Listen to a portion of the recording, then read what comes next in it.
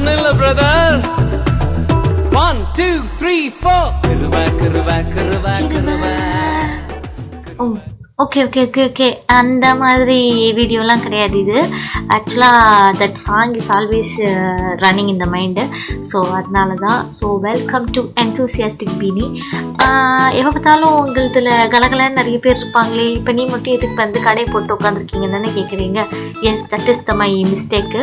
ஆக்சுவலாக நான் ஒரு சிறிய பிழை செய்து விட்டேன். என்னென்னா லாஸ்ட் ஒரு 2 வீடியோஸாக வந்து பிக் பாஸ் வீடியோ தான் போட்டுட்டு இருந்தேன்.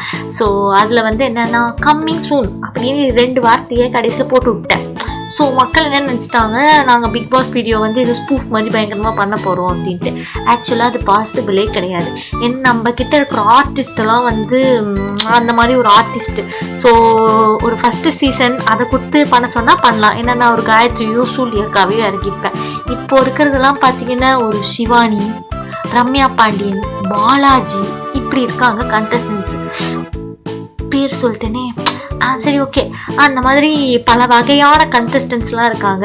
ஸோ அந்த அளவுக்கு டூப் போடுறதுக்கு ஒன்றுமே யாருமே இல்லைங்க. ஸோ அதனால் வந்து என்னால் இப்போதைக்கு பேச மட்டும்தான் முடியும். ஸோ அதனால் வந்து பிக் பாஸை பற்றி இவ்வளோ நாள் என்ன நடந்திருக்கு, ஸோ யாரெல்லாம் இருக்காங்க, என்ன டைப் ஆஃப் கண்டஸ்டன்ஸ்லாம் இருக்காங்க, அண்ட் ஏன் இவங்க இப்படி இருக்காங்க, அந்த மாதிரி ஒரு my view in a funnier note, அதை பற்றி தான் இந்த வீடியோ. ஸோ போகலாமா?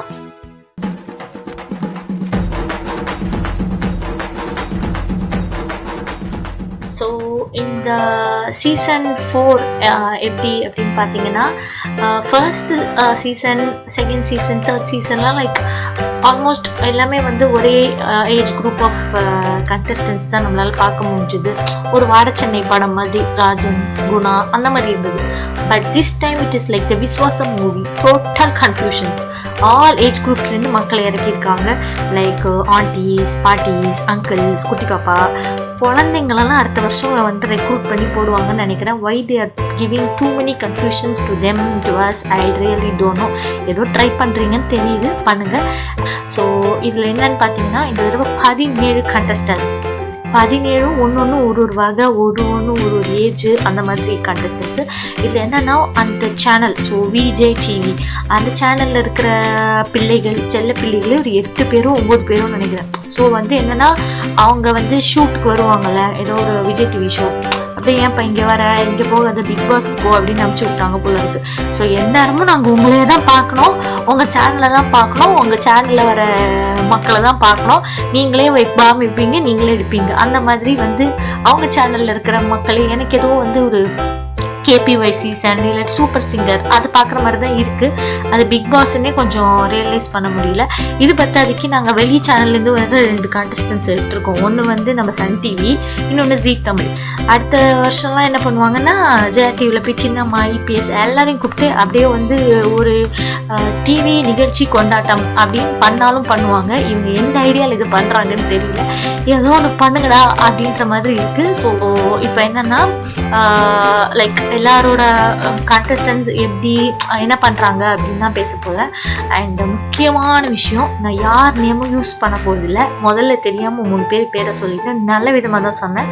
ஸோ நெக்ஸ்ட் வரப்போகிற கண்டஸ்டன்ஸ் யார் பேரும் எதுவும் சொல்ல மாட்டேன். பிகாஸ் நம்ம ஆர்மி, நேவி, ஏர்ஃபோர்ஸ் அந்த இதெல்லாம் ஹேஷ்டேக்லாம் க்ரியேட் பண்ணி அதுக்கப்புறம் என்ன வச்சு செஞ்சு என்ன கமெண்ட்ஸில் கழுவி ஊற்றி வேண்டாம்.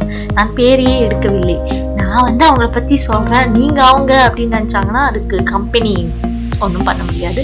ஸோ வாங்க ஃபர்ஸ்ட் கண்டஸ்டன்ட்டுக்குள்ளே போவோம்.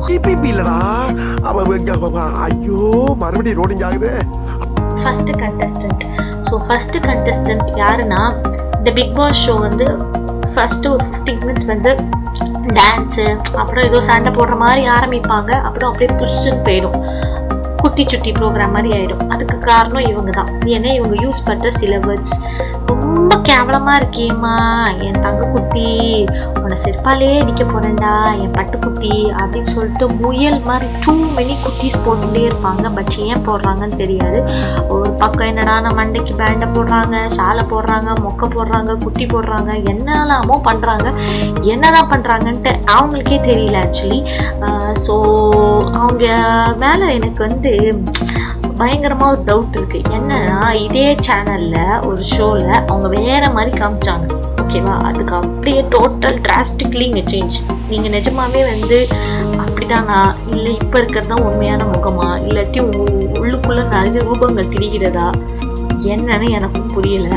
ஒன்று வேணா பண்ணலாம், நீங்கள் பேசாமல் என்ன பண்ணுங்கள், வெளியே வந்து நீங்களும் இந்த மாதிரி ஏதாவது யூடியூப் சேனல் ஆரம்பிச்சு எப்படி எப்படி வந்து குட்டி போடுறதுன்னு சொல்லாமல் எப்படி வந்து அழகாக ட்ரெஸ் பண்ணிக்கணும் அந்த மாதிரி ஏதாவது சேனல் ஆரம்பிச்சிங்கன்னா உங்களுக்கு வந்து ரொம்ப நல்லது. சரி கிள்ளி மிளகா போடு.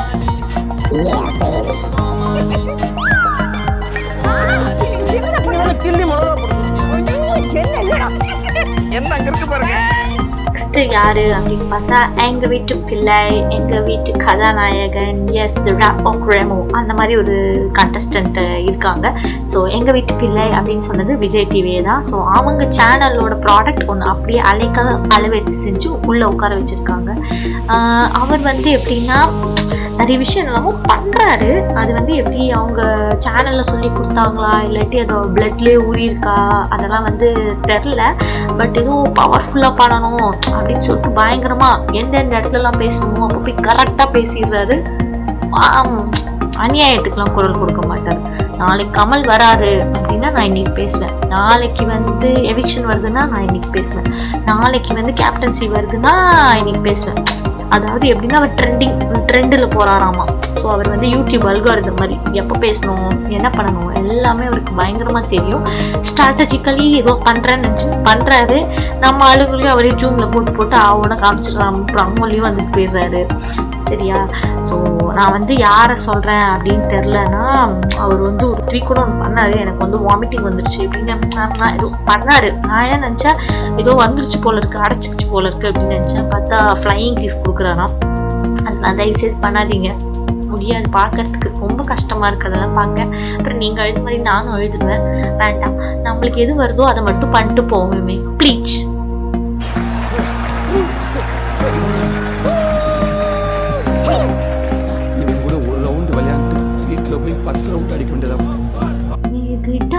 நீ அழகு ஸ்கூலு நீ அப்படின்னு சொல்லி ஸ்கூல் ட்ரெஸ்ஸோட ஒரு பொண்ணை கூட்டிட்டு வந்தாங்க பாஸ். டான்ஸ் எல்லாம் வேற மாதிரி அப்படிதான் இருந்தது. ஸோ அவங்க வந்து இதோ பயங்கரமா ஓவியா லெவலுக்கு வந்து ட்ரெண்டிங்ல போவாங்க அப்படின்னு சொன்னா டான்ஸ் ஆடுறதோட சரி, அவ்வளவுதான், சொல்லி முடிஞ்சுது. ஒண்ணுமே பண்ணல. அதுக்கப்புறம் வந்தாங்க, நான் காலையில் எழுந்துப்பேன், சாப்பிடுவேன், தூங்குவேன், அதுக்கு தான் வந்திருக்காங்கன்னு நினைக்கிறேன். ஸோ அவங்கள பார்த்தா வந்து எனக்கு இந்த வசூல் ராஜா படத்துல ஒரு கேரக்டர் வரும்ல, இவர் தான் சப்ஜெக்ட். இது வந்து உயிர் மட்டும்தான் இருக்கும், ஆனா பேசாது, சிரிக்காது, உணர்ச்சிகள் இருக்காது. That Anand character goes to this particular person I am saying.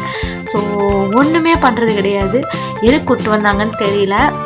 எனக்கு என்ன டவுட்டாக இருக்குன்னா, அந்த வசூல் ராஜா படத்தில் வந்து கமல் பேசி பேசி அந்த ஆனந்த் வந்து அப்படியே பெருசாக வந்து உயிர் வந்து ஒரு மாதிரி ரியாக்ஷன்ஸ்லாம் கொடுப்பார்ல, அதே மாதிரி இங்கேயும் வந்து கமல் பேசி பேசி ஒரு வேளை இந்த பொண்ணை வந்து அப்படியே வந்து ப்ராப்பரான ஒரு இதுக்கு கொண்டு வந்துருவாரோ, அதுக்கு தான் கூப்பிட்டு வந்திருக்காங்களா?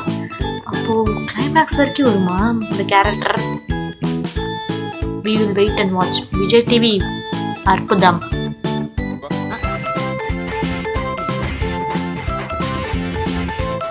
எப்படி? நல்லா இருக்கு. நல்லா இருக்கியா? நல்லா இருக்கு. நல்லா தானே இருக்கியா? அட நல்லா. Fourth contestant is very very important person in this whole series because இவர் இல்லைன்னா வந்து இந்த சீசன் நான் பார்த்துருக்கவே மாட்டேன். அவர் எப்படி ஒரு பயங்கரமான கண்டஸ்டன்ட் நான் சொல்ல வேணாம், இந்த வீடியோ பார்த்தா அவங்களுக்கே தெரிஞ்சிடும். அடடே வாப்பா சோனையா, என்ன நல்லா இருக்கியா? ஏய் நல்லா இல்லனா என்ன பண்ண போற நீ? என்னப்பா தப்பா பேசி விட்டேன்? ஏய் நீ தப்பா தான் பேசேன். விடப்பா, தெரியாம கேட்டுட்டேன். ஏய் தெரிஞ்சே பேசுற நீ. ஏன்பா இதுக்கு போய் இப்படி கோவப்படுற? ஏய் நீ வேணா கோவப்படு. என்னப்பா சண்டைக்கு வர மாதிரி? நீ வேணா சண்டைக்கு வாடா. நீ வேணா சண்டைக்கு வா. வாடா வந்து வாடா. வந்து வந்து பாடுறா. பாத்தீங்களா? எஸ், நீங்க நினைக்கிற அதே மொட்டையா பேசுற ஒருத்தர் தான். சாரி, மொட்டையா பேசுற ஒரு பர்சனை பத்தி தான் வந்து நான் சொல்ல போறேன். ஸோ தவளை தன் வாயால் கெடும், நீங்களும் தன் வாயால் கெடும்ன்றதுக்கு பர்ஃபெக்ட் எக்ஸாம்பிள் இவர் தான். கேம் பிளான், ஸ்ட்ராட்டஜி, ஏதோ mind game, everything awesome, super. But வந்து திஸ் கேஎல் ராகுல் playing the IPL match in your வாய் ஃபுல்லாக ஃபுல் சனி. வாயை முடின்னு இருந்தது, வந்த வேலையை ஒழுங்காக பார்த்துன்னு போனாலே உருப்பிடலாம். அதுக்குன்ட்டு நீங்கள் பேசாமல் இருக்கணும் அப்படிலாம் நான் சொல்லலை. கொஞ்சோண்டு லைட்டாக ஒரு 5% கொஞ்சம் கம்மி பண்ணால் வந்து எல்லாருமே வந்து உங்களை வந்து நல்ல ஒரு பர்ஃபெக்டான பிளேயர் அப்படின்னு ஒத்துப்பாங்க. பட் என்னை பொறுத்த வரைக்கும் இந்த மொத்த சீசன்லையுமே, இந்த மொத்த சீசன்லையுமே கமலுக்கு அப்புறம் கொஞ்சம் மூளை இருக்கிற ஒரு ஆள் வந்து யாருன்னு பார்த்தா இவர் தான். மிச்சதுங்கள்லாம் சும்மா ஏதோ கொரோனா முடிஞ்சதுக்கப்புறம் ஏதோ அத்தை வீடு பாட்டி வீட்டுக்கு போன மாதிரி சும்மா ஏதோ சுற்றி பார்க்க வந்திருக்காங்க. This person has some knowledge and I saw some video saying that he is actually a millionaire and all that, but why this uncle is here I don't know. அவர் அதையே பார்த்துருந்துருக்கலாம், இங்கே எதுக்கு தேவையில்லாமல் கண்டவங்கக்கிட்டலாம். சரி, okay. But uncle, I am your fan uncle. So next கண்டஸ்டன்ட்க்கு யாருன்னு பார்ப்போம்.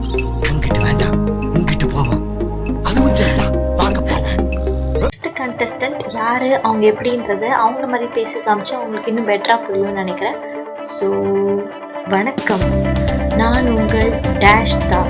இன்றைய முக்கிய செய்தி, என்தூசியாஸ்டிக் மினி என்ற ஒரு சேனல் ஒரு புதிய காணொளி ஒன்றை வெளியிட்டுள்ளது. அந்த காணொளியில் பிக் பாஸ் என்ற நிகழ்ச்சியை பற்றி கல்வி ஊற்றியிருக்கிறது. அதில் அப்படி என்ன, யாரை பற்றியெல்லாம் பேசப்பட்டிருக்கிறது என்பதை பார்க்க எங்கள் அந்த சேனலுக்கு உடனே சப்ஸ்கிரைப் செய்யுங்கள். எஸ், சப்ஸ்கிரைப் பண்ணுங்கப்பா. தமிழ்லாம் ஒழுங்காக வரல, சும்மா ரேண்டமாக பேசுகிறேன். ஸோ இது வந்து ஃபர்ஸ்ட் வீக்.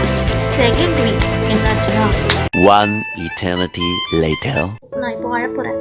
ஏன் அப்படின்னு கேட்டால், நான் வந்து ரொம்ப எப்படி சொல்கிறது, நைட் ஆனால் ஒரே இருட்டாயிடும். வீட்டில் ஒரே நைட் ஃபுல்லாக இருட்டாக இருக்கும். ஏன்னா லைட்லாம் ஆஃப் பண்ணியிருப்பாங்க. சரி, ஏதாச்சும் படம் பார்க்கலாம் அப்படின்னு மொபைல் எடுத்தால் மொபைலும் ஒரே இருட்டாக இருக்கும். என்ன அப்படின்னு பார்த்தா சார்ஜ் இருக்காது, சுத்தமாக சார்ஜே இருக்காது. ஏன்னா நான் அப்படியே பிக் பாஸை வந்து ரிப்பீட்டில் போட்டு அன்சீன் அதெல்லாம் பார்க்குறேன் நான். ஸோ சார்ஜ் இருக்காது. அதனால் நானே வந்து என்னோடய ரூம்லேருந்து எழுந்திரிச்சு நானே போய் நடந்து ஹால் வரைக்கும் போய் அந்த சார்ஜ் எடுத்து போய் ப்ளக்கில் மாட்டி அந்த சார்ஜர் கீழே தொங்கும். என் ஃபோன் மாட்டினதுக்கப்புறம் தான் அதுக்கு லைட்டே வரும். இதெல்லாம் நான் வந்து டெய்லியே பண்ணுறேன். இதை நான் சொல்லணுன்றதுக்காக சொல்ல, எனக்கு அழுக வருது. ஸோ நீங்களும் அழணும், அதுக்காக தான் நான் சொல்கிறேன். அது கூட பரவாயில்ல. எனக்கு நான் சின்ன குழந்தையா இருக்கும்போது எனக்கு மொத்தமே 2 கால் தான் இருந்தது, 2 கை, ஒரு மூக்கு, ஒரு வாய் தான் இருக்கும். அண்ட் என்னை வந்து பார்க்க வரவங்க எல்லாருமே வந்து என்னை வந்து பேசலை, எனக்கு பேச்சு வராது, எனக்கு நடக்கவும் முடியாது. அப்போ எனக்கு வந்து ஒரு 10 மாதம் இருக்கும்னு நினைக்கிறேன். நான் பிறந்து 10 மாதத்துல எனக்கு அதெல்லாம் வராது. அவ்வளோ கஷ்டமாக இருக்கும். எனக்கு வெளியே சொல்லவும் தெரியாது. நான் அப்படியே ஃபுல்லாக வீடின்னு கத்தி அழுவேன். எல்லாரும் என்னை பார்த்து வந்து சிரிப்பாங்க. எனக்கு ஒரே அவமானமாக போயிடும். எனக்கு என்ன பண்ணனே தெரியாது. பட் இப்போ நான் பேசுகிறேன், கத்துறேன். ஆனால் எல்லாருமே என்னை பார்த்து சிரிக்கிறாங்க. எனக்கு புரியலை, நான் என்ன பண்ணணும்னே எனக்கு புரியலை.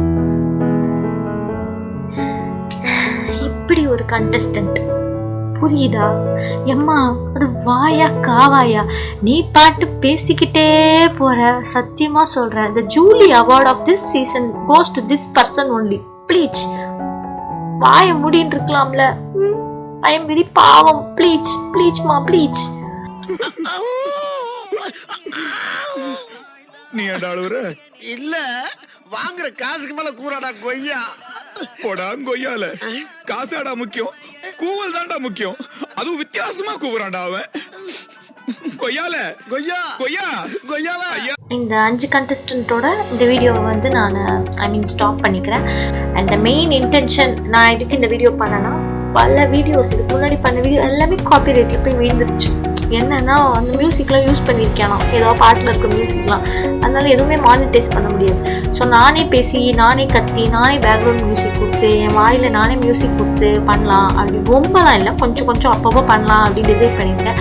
ஸோ இந்த வீடியோ உங்களுக்கு பிடிச்சிருந்ததுன்னா வந்து எனக்கு கமெண்ட்ஸில் சொல்லுங்கள். அண்ட் முக்கியமான ஒரு விஷயம் வந்து I just forgot to say, இந்த பர்டிகுலர் சீசனில் நீங்கள் நோட் பண்ணீங்களா என்னன்னு தெரியல, இந்த பிக் பாய்ஸ் வாய்ஸ் வரும்ல, சம்ஒன் உங்க மயக்க மாட்டேங்க அந்த மாதிரிலாம், அவருக்கு சம் ப்ராப்ளம் இந்த த்ரோட். ஐ திங்க் நீங்கள் கொஞ்சம் கபசுர குடிநீர் அந்த மாதிரி ஏதாவது குடித்தா வந்து வாய்ஸ்க்கு கொஞ்சம் நல்லாயிருக்கும். ஏன்னா வந்து கேட்கறதுக்கு ஒரு மாதிரி இருக்குது. ஸோ வந்து நீங்கள் ஏதாச்சும் அந்த மாதிரி ஒரு குடிநீரை குடிச்சிட்டு நல்லா கணீர்னு பேசலாம். அண்ட் எடிட்டிங்லாம் பார்த்தீங்கன்னா என் சேனல் எடிட்டிங்கே ரொம்ப செம்மையாக இருக்குது அப்படின்னு நினைக்கிறேன். ஏன்னா வந்து அவ்வளோ பேர் இருக்காங்க. எடிட்டிங் வந்து என்னென்னா ப்ரமோ வந்து வெறித்தனமாக இருக்குது, ஆனால் ப்ரமோவில் இருக்கிறது ஒன்றுமே வந்து அடுத்த நாளில் காமிக்க மாட்டுறாங்க. I don't know, maybe they ஃபர்காட்டா இல்லை நம்மளை வேணும்னே அன்சீன் பார்க்க வைக்கணுன்றதுக்காக இந்த சீன்லாம் பண்ணுறாங்களான்னு தெரியல. அண்ட் எடிட்டிங் ஏன் பர்டிகுலர்லி சொல்கிறேன்னா, ஏதோ வேர்ட்ஸ்லாம் யூஸ் பண்ணுறாங்களா அந்த இடத்துல வந்து மியூட் பண்ணிடலாம். அவங்க என்ன பண்ணுறாங்க, கட் பண்ணி அடுத்த சீன் போட்டுறாங்க. சரி, நான் என்ன நினச்சேன், நம்ம வீட்டுக்கு டிஷ்ஷு ப்ராப்ளம் அப்படின்னு சொல்லி இதெல்லாம் மூவ் பண்ணிடுவேன். பார்த்தா டெய்லி இதே டைமில் லைக் வருது. அப்புறம் தான் எனக்கு தெரிஞ்சது, okay thick voice not for that, so thick voice for the whole Bigg pass.